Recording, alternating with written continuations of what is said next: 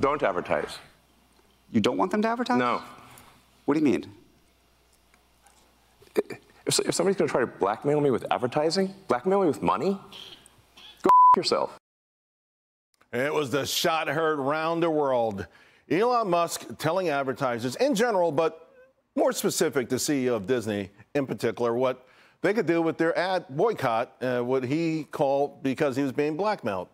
Now, this morning, as you would imagine, there has been a Main Street media feeding frenzy on all of this. Everyone's clutching their pearls. New York Magazine, the Washington Post, Slate, they're all like, oh, they all have theories, right? By the way, these are all people that said he could never succeed what he was doing, that he would never own Twitter in the first place. They've been promoting his demise for a very long time and have been wrong about that. You know, interestingly, I think that the most profound thing, though, that Musk had to say last night wasn't that what we came in with.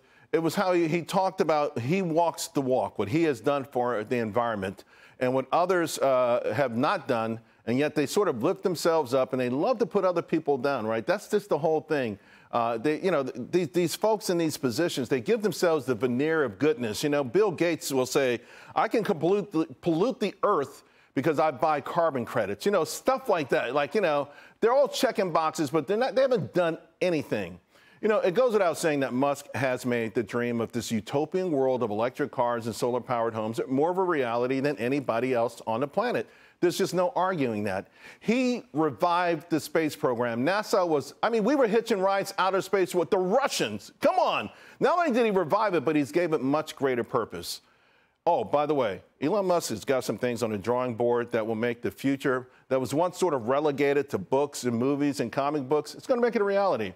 Now, of course, all of this stuff at one point made him a hero. Well, then he decided to buy a social media platform. And then he decided that the First Amendment was a cool, groovy thing. You know, who would have thunk it? So he says, well, everyone's back on. It's free speech. In fact, he somehow gave the guy who got the second most votes in the history of our country for the White House, he said, you can even come back to the platform. And just like that, he became persona non grata. Of course, these phony advocates of tolerance are just never happy disliking someone. When it comes for someone out of their favor, they go after them. They want to destroy them. There's all kinds of negative campaigns out there. And of course, the goal right now is to destroy Elon Musk one way or the other. Now, their efforts have failed, even when Musk does something that even he'll acknowledge is boneheaded and he'll have to apologize for later because he does that from time to time. Their efforts, though, have failed so miserably, Musk is becoming something of a hero.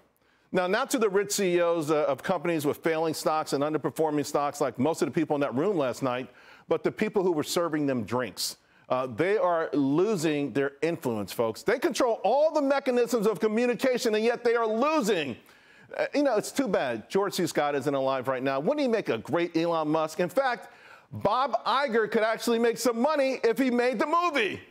That might be a way to make him friends again, Liz. George C. Scott. How about Liev Schreiber? I think that. Donovan. I love him. Yeah.